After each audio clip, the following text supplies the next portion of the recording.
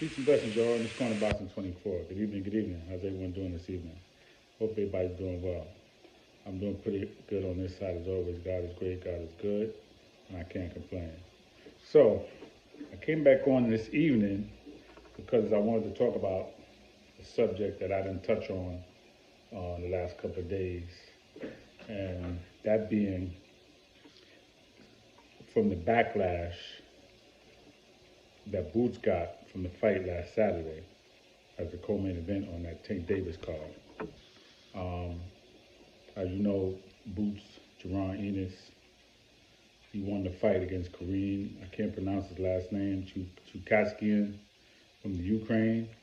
He won that fight. He won all 12 rounds. It was a shutout, but it wasn't the performance that maybe everybody was looking for. Most people that like Boots, of course, me in particular, me included, was looking for a knockout. Yeah, I wanted him to stop Kareem. I'm sure that's what he wanted to do. But Kareem came into that fight not to not get knocked out. He didn't want to get knocked out. It looks like that was their goal, to move around the ring.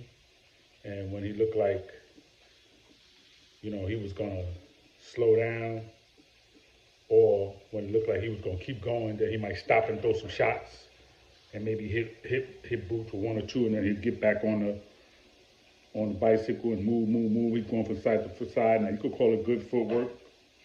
I say he got good footwork, but I mean, at the end of the day, he was constantly moving. He was a moving target.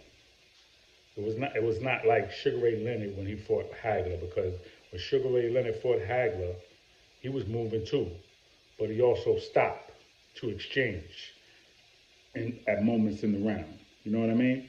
He stopped to exchange, and he got hit, and he hit, but he stopped to exchange. It wasn't really till the last round that he totally was moving. But before that, he stopped to exchange. Kareem wasn't doing that with Boots. And if you watch his fights before Boots, he doesn't move around like that. But like Bozy Ennis, the trainer of Boots, his father, and trainer said, when they fight Boots, anybody that fights Boots, they fight him differently because of the way he fights, what he brings to the table. So Shawn Porter, former welterweight champion, his last fight being against Terrence Crawford, where he was stopped. His father stopped that fight. He had a lot of criticism for Boots, and one of the things they criticized Boots on is his expectations.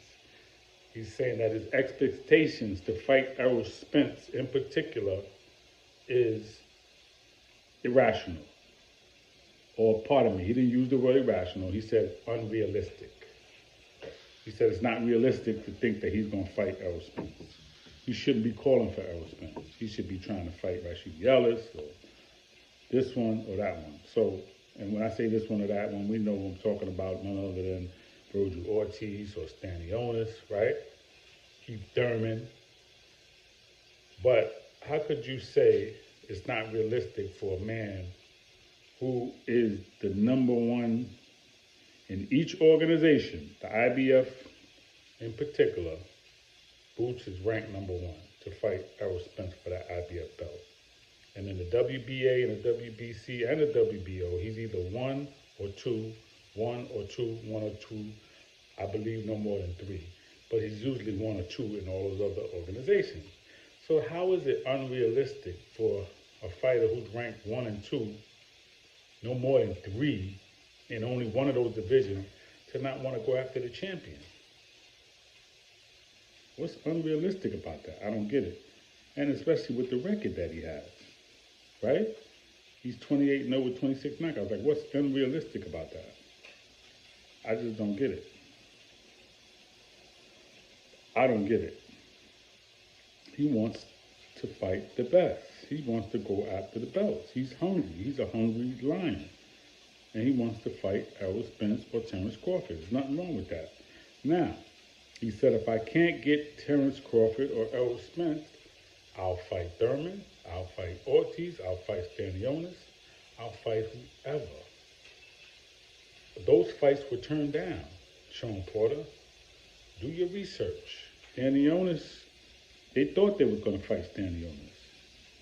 I heard Boots say this. He said they thought they were going to fight Stanley Jonas, but they went the other way. They made a fight with Ortiz. Now that fight is off because of a surgery that Stanley Jonas has to have. So now, Roger Ortiz, who turned down Boots a while ago, he doesn't have a dance partner. Let's see what happens. Keith Thurman said he wanted $10 million to fight Boots. That's unrealistic because he wasn't going to get it. So that was his way of just saying, I don't really want to fight Boots. Now, he's slated to fight Errol Spence in April, but he didn't want to fight Boots. Rashidi Ellis turned down a fight where he was going to get more than the asking money, what they were asking for. He was going to get double. He still, his team, they still turned down a fight. So now, what is Boots supposed to do? So if he can't get the guys under Spence and Crawford, then what are you supposed to do? Just sit around and not fight? No. That's why I understand him wanting to go after the champions. Because if he can't get them, at least he got the guys under him, but he's having a problem even getting the guys under him. Now, I see what Shawn Porter is saying. Maybe Boots should have fought Romain Villa, the fighter that fought Rashidi Ellis on that card, and beat him, even though he technically didn't. He didn't really beat him, but they gave him the decision because Rashidi Ellis won at least 8 or 9 rounds of that fight, but he did drop him twice in the fight, in the last round. So now, Boots could have fought him. I think Boots would have stopped him because he was just coming forward and Boots would have been hitting him with them shots, so he was not going to stand up to that. Rashidi Ellis could have fought Kareem, and maybe he wouldn't have fought Rashidi Ellis the way he fought Boots because there's a power difference and a different style. Maybe that could have happened. And maybe that would have worked out better where Boots and Rashidi could have fought each other after that. So I do get that point. But before he brought that point up on the Porterway podcast, he was basically criticizing Boots for being unrealistic and wanting to fight Errol Spence. And that's what I have the issue with. So that's what I'm talking about. Okay? No, he's not unrealistic to want to fight Errol Spence. Because he's the only one calling Errol Spence out that really wants to fight him. Nobody else wants to fight him. Nobody else has the heart, has the will to want to fight him. But Boots. And that should be commended. And they ready for that fight. Yes, they are. You can look at that Kareem fight all you want. Styles make fights. He said, if my competition is on this level, then you're going to see a better Boots. He said, I'm going to fight to the level of my competition or better. I believe that Kareem fight was a learning experience for him. He went 12 rounds, which is good. But whoever he fights next, they're not going to fight like that. And if they do, I bet you he learned a lesson from it. But most likely, they're not going to fight like that. And they're going to have a problem. They're going to get tagged. They're going to get stopped. They're going to get hurt.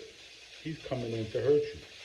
And I believe he got the goods to beat Spence and Crawford on any given day. So no, I wouldn't criticize him for being unrealistic about wanting to fight Errol Spence because he is ranked. He's the mandatory for Errol Spence's IBF belt.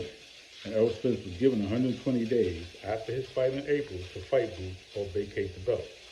He also has 60 days after this proposed Thurman fight to fight Crawford. But now I'm hearing other things, but that they're not going to fight anyway, even at 154. So we don't really know what's going to happen. But at the end of the day, Boots is trying to take over 147. And one way or another, I believe he's going to do it. Whether it's through Spence, whether it's through Crawford, whether it's through Thurman, whoever, fight by fight, round by round, he's going to take over that welterweight division. So it's like you guys could run, but you can't hide. And like he said, I'm only going to get better. It's not like I'm going to get worse. So y'all could look at that fight and try to say, oh, he went 12 rounds with a dude that because you didn't know about him, don't mean he can't fight. But what you're not looking at is, he went 12 rounds and he wasn't even tired. He wasn't breathing hard. He didn't sit down when he went back to the corner. He looked good. He looked like he could have won another 12 rounds. See, I'm not looking at that. But I bet you Spencer Crawford know better than that. I bet you they looking at that. They said, damn, this dude can go. I'm going to have a problem. He's not going to get tired. Mark my words. Boots is coming. Peace and blessings, y'all. In this corner, boxing 24.